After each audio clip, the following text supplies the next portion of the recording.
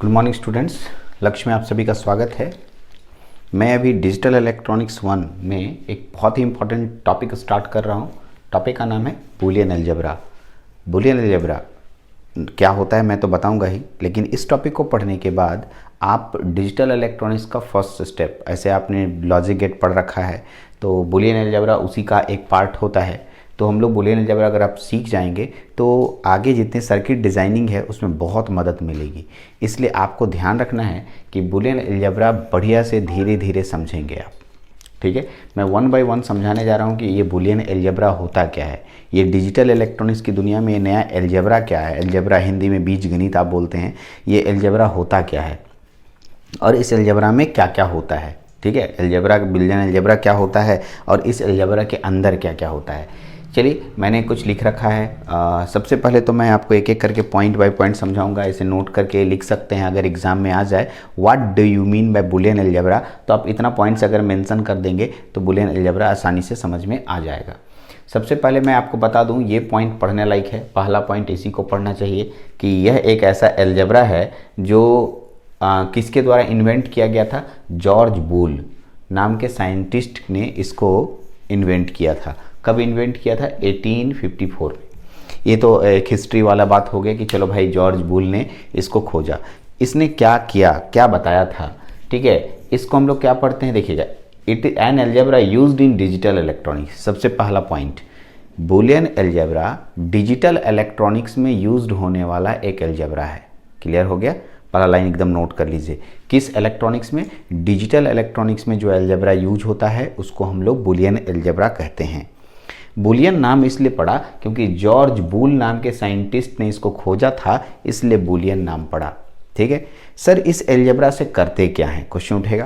तो देखिएगा, इस अलजेब्रा से हम जितने भी डिजिटल लॉजिक सर्किट्स होते हैं उसको सिंप्लीफाई करते हैं। मतलब मान लिया मेरे पास कोई एक्सप्रेशन आया, उसको मैं बूलियन अलजेब्रा से छोटा रूप में ला सकता हूँ और कम से कम कंपोनेंट यूज करके सर्किट डिज़ाइन कर सकता हूँ। मान लिया आपके पास एक बहुत बड़ा एक्सप्रेशन है। एक्सप्रेशन जैसे एग्जाम्पल के लिए मैं ले रहा हूँ ऐसे ABC plus BC plus A, इस तरीके से आपके पास एक बड़ा एक्सप्रेशन है। अगर आप इसको लॉजिक गेट से बनाएंगे, जो कि मैं प्रीवियस क्लासेस में बता चुका हूँ, तो आपको गेट आता है इसको गेट से बनाने के लिए। लेकिन इसको मैं बूलियन अलजेब्रा से सॉल्व करके छोटा से छोटा या कम लॉजिक गेट में भी यूज कर सकता हूँ। कम लॉजिक गेट में भी ये काम कर सकता है और मैं जो बनाऊंगा उससे ज़्यादा लॉजिक गेट लगेगा। तो बूलियन अलजेब्रा एक ऐसा अलजेब्रा था जो किसी भी लॉजिक सर्किट को सिंप्लीफाई वर्ड्स है। सिंप्लीफाई का मतलब सरल करना। उस लॉजिक गेट जो लॉजिक सर्किट है उसको सिंप्लीफाई कर देता था। ठीक है, तो कैसे सिंप्लीफाई होता है, थोड़ा इंतजार करना होगा, वो तो मैं करके दिखाऊंगा।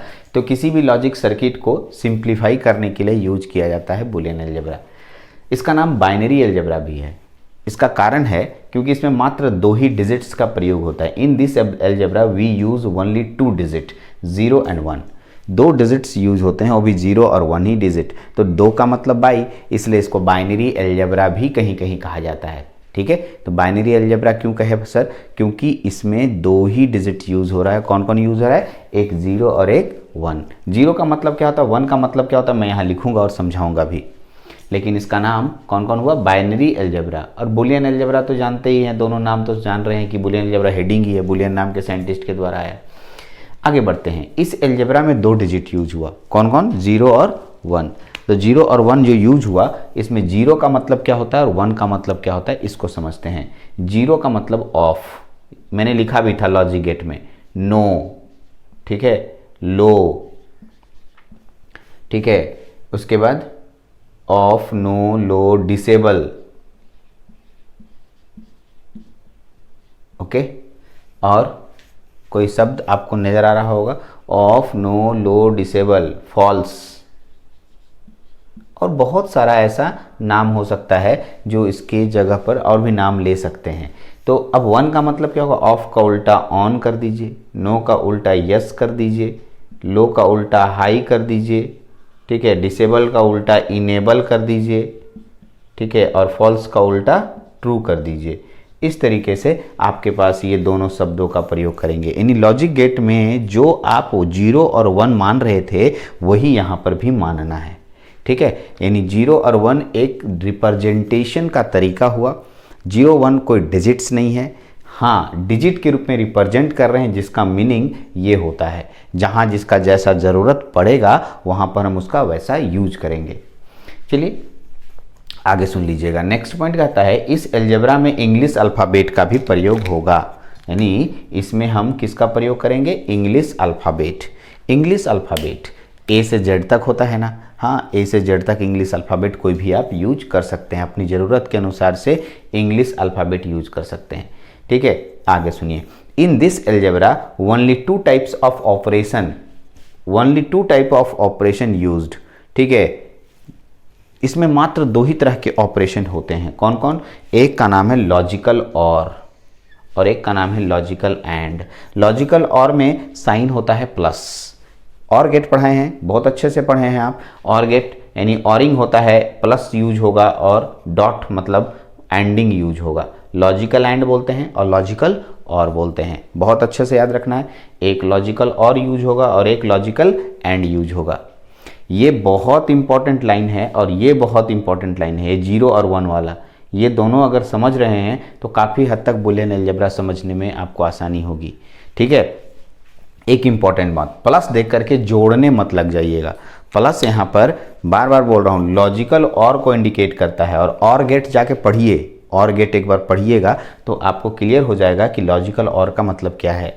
और एंड गेट अगर आप पढ़िएगा तो लॉजिकल एंड का मतलब क्या होगा, आपको याद दिला दूं फिर से। और में जितने भी इनपुट्स होंगे उसको स्विच बनाइएगा समझने के लिए, और स्विच को आप पैरेलल में कनेक्शन कीजिएगा, याद कीजिएगा। फिर से बोल रहा हूँ, और में switches are connected in parallel, but ठीक है एंड में switches are connected in series. तो जितने भी चीज़ें होंगी उसको सीरीज में कनेक्शन करके अगर हम समझना चाहें स्विच को, क्योंकि ऑन ऑफ होता है स्विच, तो उसको श्रेणी क्रम और समानांतर क्रम, तो इसमें समानांतर क्रम और इसमें श्रेणी क्रम यूज किया जाता है। लास्ट पॉइंट को अच्छे से समझिए, धीरे धीरे मैं इसमें पढ़ूंगा। नो एनी अर्थमेटिक ऑपरेशन, इसमें कोई भी बीजीय गणित नहीं यूज होता है। जोड़, घटाव, गुना, भाग ये नहीं यूज होता है। अब बोले जोड़ कैसे नहीं यूज हो रहा है? जोड़ तो हो रहा है, अरे ये लॉजिकल और है, इसमें जोड़ा नहीं जाता है। इसमें स्विचेस को कनेक्टेड किया जाता है पैरेलल में, या इसमें स्विचेस को कनेक्टेड किया जाता है सीरीज में, लेकिन जोड़ना इसका मतलब नहीं होता है, न ही इसका मतलब गुना करना होता है। तो इस तरह के अलजेब्रा में न ही हम लोगों को एडिशन करना है, न ही सब्ट्रैक्शन करना है, न ही डिवीजन करना है, न ही मल्टीप्लिकेशन करना है। किसी भी तरह का अर्थमेटिकल ऑपरेशन इस अलजेब्रा में पॉसिबल नहीं है। तो मैंने आपको 7-8 पॉइंट समझाया है, एक एक करके सभी पॉइंट्स का क्लियरिफिकेशन आपको इधर मिलने लगेगा। मैं इसके जब नियम बनाने शुरू करूंगा तो सभी के सभी क्लियरिफिकेशन आपको मिलेगा। तो आप अच्छे से एग्ज़ाम में अगर क्वेश्चन आए what do you mean by Boolean algebra, तो बस ये 7-8 पॉइंट जो आपके पास दिख रहा है ये मेंशन कर दीजिएगा, तो आपको what do you mean by Boolean algebra पता चल जाएगा। अब आगे बढ़ते हैं। तो ये तो छोटा सा था बूलियन अलजेब्रा के इंट्रोडक्शन के बारे में। जैसे कि मैंने इसमें लिखा है कि बूलियन अलजेब्रा जो है किसी भी लॉजिक सर्किट को सिंप्लीफाई करता है। कैसे करता है इसका बात पूरा डिटेलिंग में आगे बढ़ने वाला हूँ। दूसरा, इसमें लॉजिकल एंड और लॉजिकल और का प्रयोग होता है, इसको कैसे बताइएगा तो ये भी आगे आने वाला हूँ। सर इसका 0 और 1 का मीनिंग ऐसा होता है, इसको समझाइए, तो ये भी मैं आगे आने वाला हूँ। तो एक एक करके हर एक पॉइंट्स को मैं यहाँ पर अभी क्लियर करने वाला हूँ। यानी अब हम लोग पढ़ेंगे laws of Boolean algebra. Law of Boolean algebra क्या पढ़ने जा रहे हैं हम लोग? Law of Boolean algebra, Boolean algebra के कुछ नियम क्या पढ़ने जा रहे हैं देख लीजिए, ठीक है।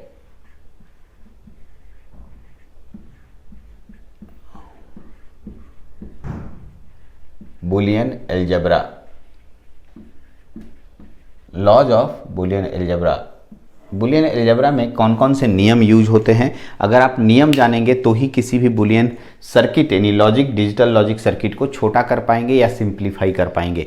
बिना लॉ जाने काम नहीं होगा। तो पहले इसको आप नोट डाउन करें, फिर हम आगे बढ़ते हैं इसके लॉज पर।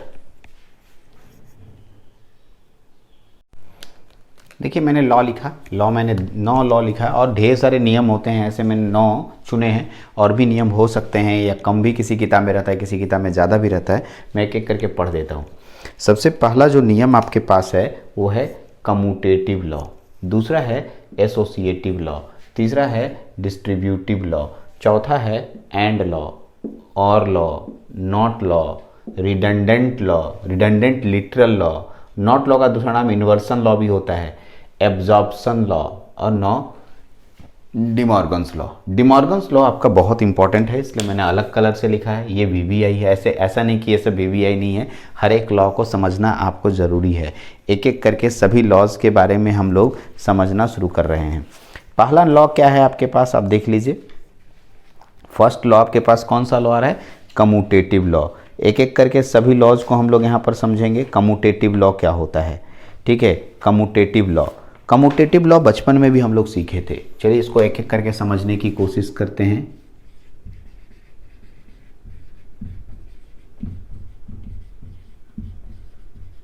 कम्यूटेटिव लॉ, बुलियन अलजेब्रा में कम्यूटेटिव लॉ कैसे होता है वो समझिए।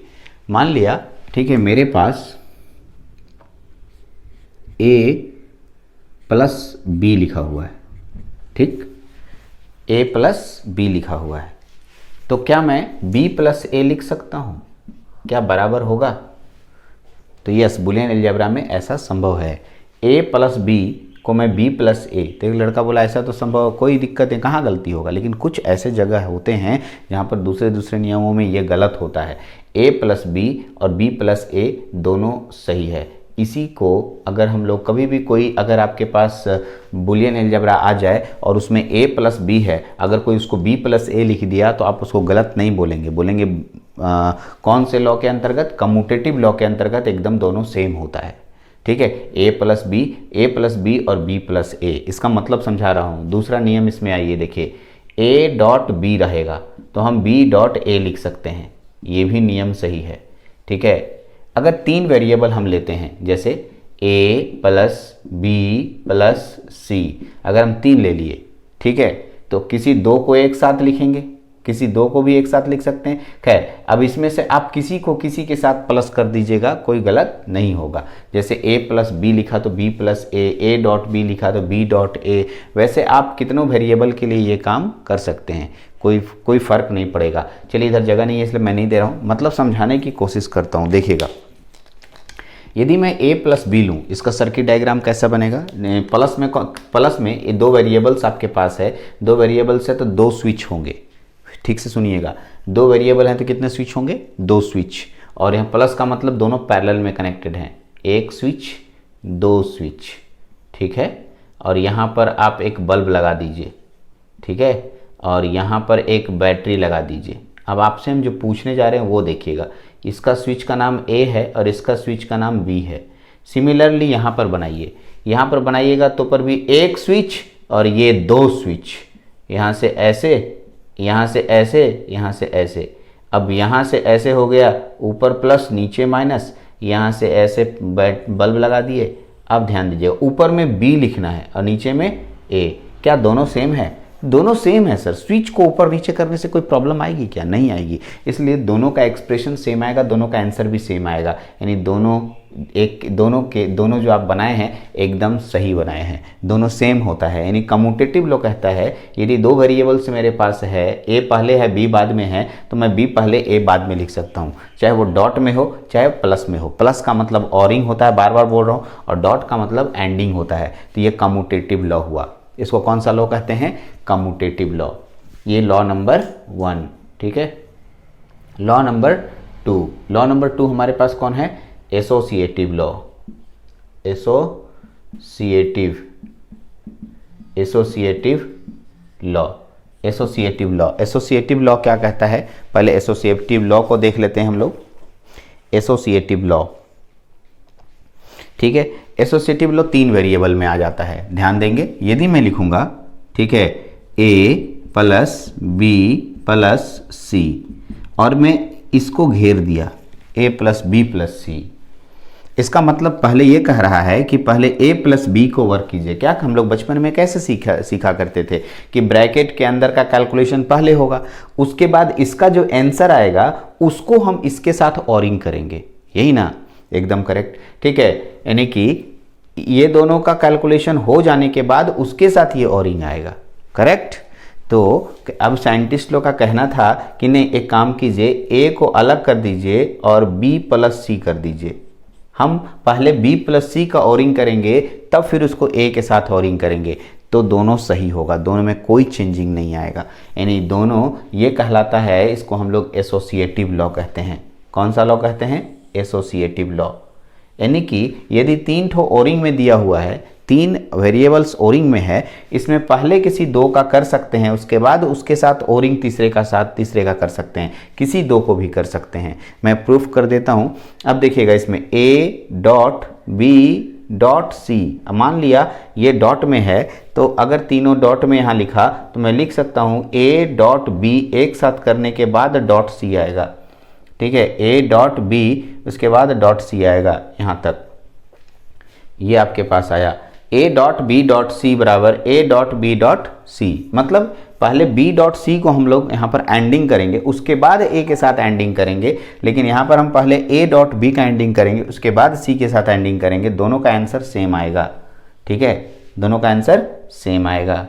तो अच्छे से पहले तो एंड गेट और गेट को समझिए, क्योंकि मैं इसको प्रूफ करने जा रहा हूँ, इसको प्रूफ करूँगा आपके सामने। तो प्रूफ, ठीक है, प्रूफ को आपको दिखाता हूँ। ट्रूथ टेबल से मैं पहले प्रूफ करने के लिए सिखाता हूँ, ट्रूथ टेबल से कैसे प्रूफ करते हैं।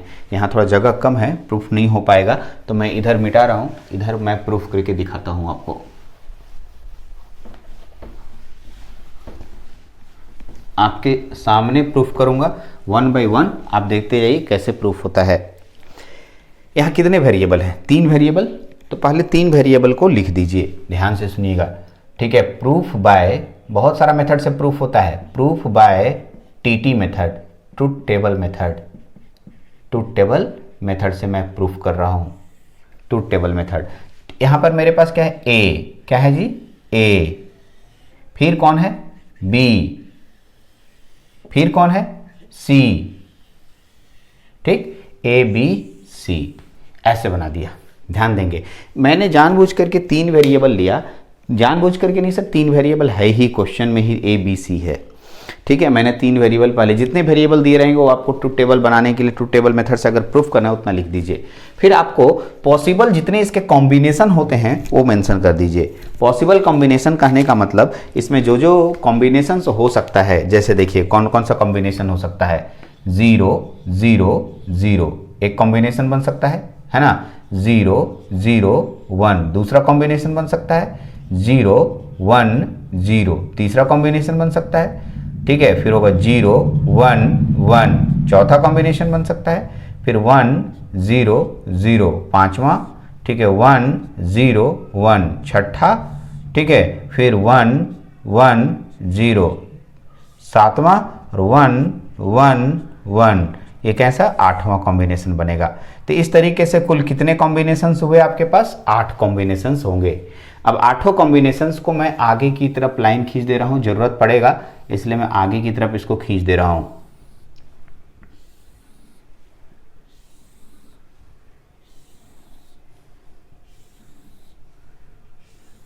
देखिए, अब आइए, अब आप इसको देखिए कि कैसे मैं इसको बना रहा हूं। सबसे पहले इसमें हमको ब्रैकेट वाला काम करना है, यानी a प्लस बी का काम करना है। यानी हमको यहाँ पर सबसे पहले निकालना है a प्लस बी, यानी a ऑरिंग b का मान निकालना है। तो पहले और गेट को समझिए। मैं यहाँ रफ में मैं और गेट लिख दे रहा हूँ, यहाँ लिख देता हूँ और गेट। अगर आपको और गेट समझ में आता है तो आपको याद करना होगा 0 0 अगर आप देते हैं तो 0 होता है, 0 1 1 होता है, 1 0 1 होता है, 1 1 1 होता है। ये और गेट हुआ। और गेट के बाद दूसरा है हमारे पास एंड गेट। 0 0 0 0 0 होता है, 0 1 0 होता है, 1 0 0 होता है, 1 1 1 होता है। यदि आप ये दोनों याद रखे हैं, ये दोनों अगर आपको अच्छे से याद है तो आप बहुत अच्छे से इसको बना पाएंगे टेबल को। और इससे ये साबित भी कर पाएंगे। तो सबसे पहले a dot a plus B निकालना है, आपको ध्यान देना है। मैं इधर वाला बता रहा हूँ सर, ये वाला अपने से प्रूफ करना है आपको, ठीक है। यानी इसी के नीचे लिखकर इसको टेबल जो बना हुआ है इसको लिख दीजिएगा proof by truth table method, यहाँ लिखिएगा proof by truth table method, अपने से कीजिएगा। फिर ये वाला लॉ लिखिएगा और उसके नीचे प्रूफ कीजिएगा एकदम सेम टू सेम जैसा मैं बता रहा हूँ। इसलिए मैं दूसरा नहीं करूँगा, ये नहीं करने वाला, ठीक है, क्योंकि इसमें डॉट वाला आ रहा है और डॉट वाला नियम यहाँ है, इसमें डॉट एंड गेट को डॉट कहते हैं। चलिए तो आइए a और b, तो देखिए a और b ये दोनों है ना, a और b, a प्लस b का मतलब जोड़ना नहीं है। यदि ये और गेट है 0 0, और गेट में क्या होता है 0 होता है, 0 0 क्या होता है 0। a और b को खाली देखना है, a और b को पूरा 0 0 0 0 1 0 1 1 होता है, 0 1 1 होता है, 1 0 1 होता है, 1 0 1 होता है, 1 1 1 होता है, 1 1 1 होता है। आपको मैंने कहाँ से देखा, तो ये टेबल का प्रयोग कर रहा हूँ, ठीक। अब आइए ये a प्लस बी यूज हो चुका है। अब a प्लस बी का जो मान है उसको c के साथ और गेट कीजिए। कहने का मतलब ये हुआ a प्लस बी ब्रैकेट के अंदर रहेगा और प्लस c रहेगा, ठीक है, ऐसे देख लीजिए। तो इन दोनों को मतलब ये रहेगा और ये रहेगा, a प्लस बी तो ये का मान ये है और ये c है, c और a प्लस बी को ऑरिंग करना, और गेट देखिए कैसा होता है, ऐसा ये वाला और गेट का रूल। यानी इन दोनों को 0 0 क्या होगा 0 होगा, 1 0 क्या होगा 1 0 1 1 1 1 1 1 0 1 1 1 1 0 1 1 1 0। आप एक लड़का हमसे पूछता है आपको इतना जल्दी कैसे याद है, अरे नियम बनाओ ना। देखो कि अगर और गेट में दोनों में से किसी एक में भी 1 रहेगा तो आंसर 0 तभी होगा जब दोनों 0 होगा। तो दोनों 0 था इसलिए 0, बाकी सब में कहीं भी 1 इधर उधर कहीं दिखा, दोनों में भी दिखा तो 1 लिखेंगे, एक साइड भी दिखा तो 1 ही लिखेंगे। तो ये आपके पास इधर आ गया, LHS आ गया सर। देखिए LHS का पूरा मान ये आ गया। अब हम RHS निकालने जा रहे हैं। RHS में पहले कौन है, B प्लस C निकालिए। RHS में हम क्या निकालने जा रहे हैं, B प्लस C। देखिएगा सबसे पहले मैं B प्लस C निकालूंगा। तो सर B प्लस C का मतलब B और C इसको 0 0 0 होगा, 0 1 1 होगा, 1 0 1 होगा, 1 1 1 होगा, 0 0 0 होगा, 0 1 1 होगा, 1 0 1 होगा और 1 1 1 होगा। ये B प्लस C का मान आया। B प्लस C को A के साथ और गेट करना है, यानी अब यहाँ लिखना है A प्लस ब्रैकेट में B प्लस C, ये आपका मान देगा। चलिए तो इसका मतलब B प्लस C तो यहाँ पर है ही, और साथ में A, ये वाला देखिएगा, ये वाला और ये वाला टर्म को लेना है और गेट करना है। 0 और 0 0 होगा, 0 और 1 1 होगा, 0 और 1 ये वाला 1 1 होगा, 0 और 1 1 होगा, 1 और 0 1 होगा, 1 और 1 1 होगा, 1 और 1 1 होगा, 1 और 1 1 होगा। ये आपके पास आ गया। तो अब आपको इधर मिटा देना है, हमको इतना कोई काम नहीं है। अब आप देखिए खास बात देखिएगा, ये आपका LHS है, ये आपका RHS है। ये LHS है सर, ऊपर में लिख दे रहा हूँ, यहाँ पर मैं LHS और एक साइड RHS। देखिए मैं क्या लिख रहा हूँ इधर LHS, और ये क्या है आपके पास RHS। क्या LHS और RHS बराबर है, पूरा चेक कीजिए। 0 0 दिख रहा है सर, हाँ सर बराबर दिख रहा है, सब कुछ सेम, ठीक है। हियर LHS बराबर RHS, इसका मतलब LHS में क्या लिखा हुआ है, A प्लस B ब्रैकेट के अंदर प्लस C बराबर A plus B plus C। ये आपका लॉ प्रूव हुआ। आप लॉ मैंने प्रूफ करके दिखाया कि ये लॉ इतना बराबर इतना होता है। तो दूसरा जो लॉ है आपके पास ये वाला, इसको अपने से साबित करना है यहाँ पर डॉट करके, और ऐसे ही टेबल लेके बनाना है। क्या बना पाएंगे, ठीक है, उम्मीद है बना पाएंगे, नहीं बनेगा तब आप हमसे बताएंगे। तीसरा लॉ है डिस्ट्रीब्यूटिव लॉ। पहले इसको नोट कर लीजिए, क्योंकि मैं इसको मिटाऊंगा तो डिस्ट्रीब्यूटिव लॉ यहीं पर लिखूंगा या इधर लिखूंगा और मैं बना के दिखाऊंगा। पहले इतना को नोट करें आप, डिस्ट्रीब्यूटिव लॉ की तरफ हम लोग बात करते हैं।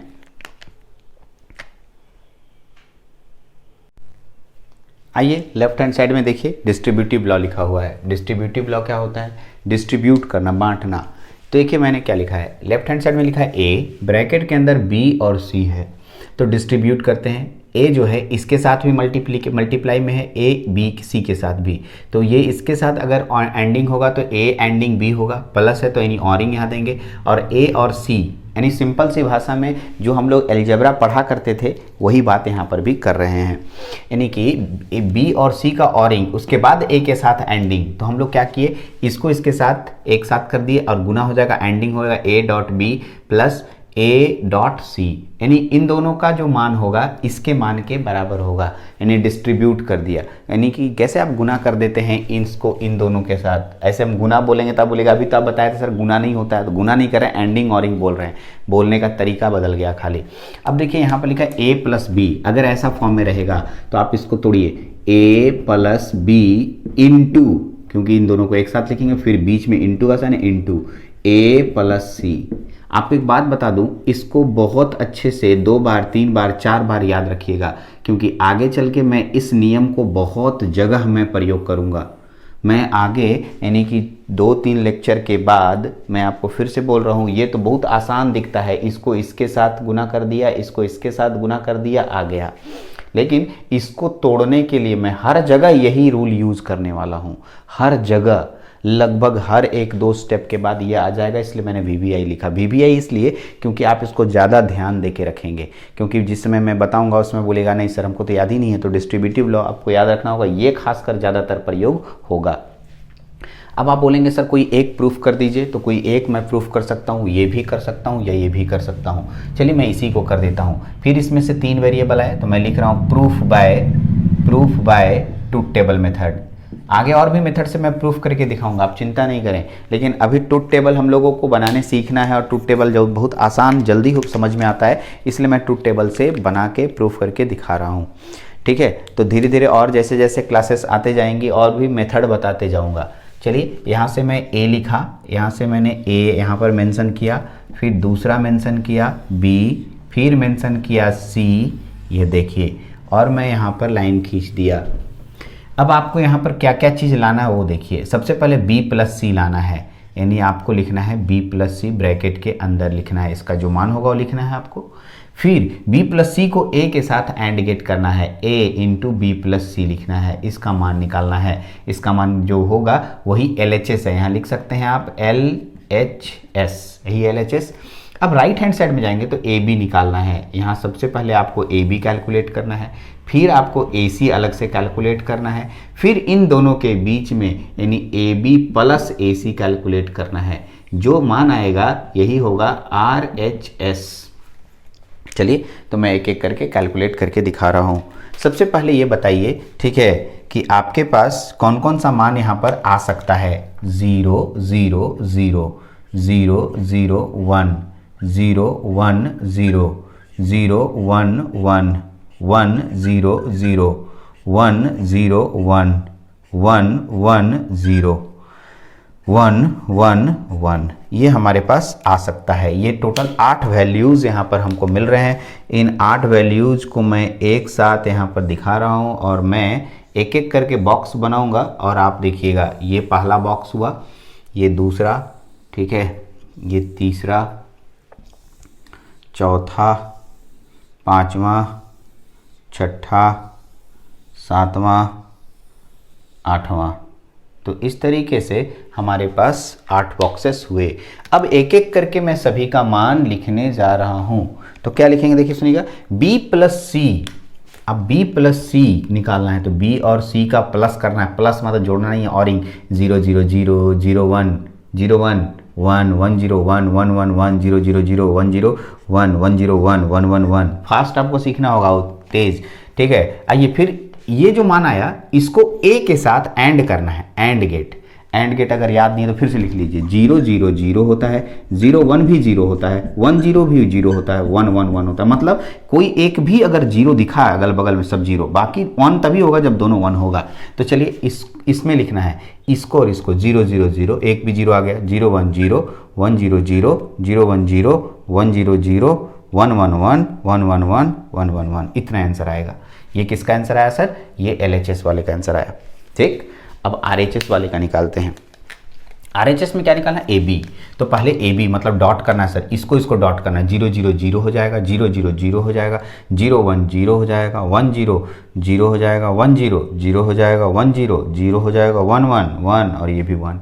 अच्छा AC निकालिए, A और C, इसको यहाँ लिखना है। 0 0 0 0 1 0 0 0 0 0 1 क्या हो गया 0 1 0 1 0 1 0 क्या हो गया 0, फिर हो गया 1 1 1 हो गया, फिर 1 0 0, फिर हो गया 1 1 क्या हो गया 1।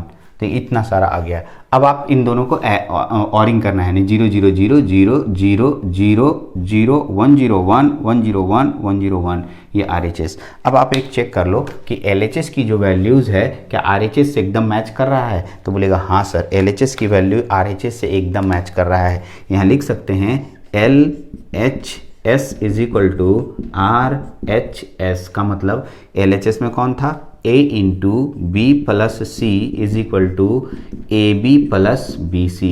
तो आपका ये प्रूव्ड हो गया। ठीक है, ऐसे ही आप दूसरे वाले का अपने से करेंगे। ठीक है, तो मैंने अभी इस लेक्चर में 3 लॉ पढ़ाया। ठीक है, एक बताया कम्यूटेटिव लॉ, एक बताया एसोसिएटिव लॉ और एक बताया डिस्ट्रीब्यूटिव लॉ। मज़ा आया होगा, उम्मीद है समझ में आया होगा। धीरे धीरे मैं और लॉ की तरफ चलूँगा। अगले क्लास में मैं एंड लॉ, और लॉ और नॉट लॉ, यानी नॉट लॉ का दूसरा नाम इन्वर्सन लॉ भी होता है। तो ठीक है, ये तीनों लॉ मैं कंप्लीट करूँगा। फिर नेक्स्ट लेक्चर में ये और एक और, इसमें 5-6 लेक्चर जाएंगे। आराम से धीरे धीरे समझिए, कोई हबड़ाने की बात नहीं है। ठीक है, तो आपको इसको करना है। नेक्स्ट लेक्चर में बहुत सारे इसमें लेक्चर आएंगे, अभी लेक्चर खत्म नहीं हो, बुलियन अलजेब्रा लंबा है। ठीक है, आराम से समझते जाइए बस। ठीक है, तो इस लेक्चर में इतना ही, नेक्स्ट लेक्चर में फिर से मिलते हैं। Thank you very much.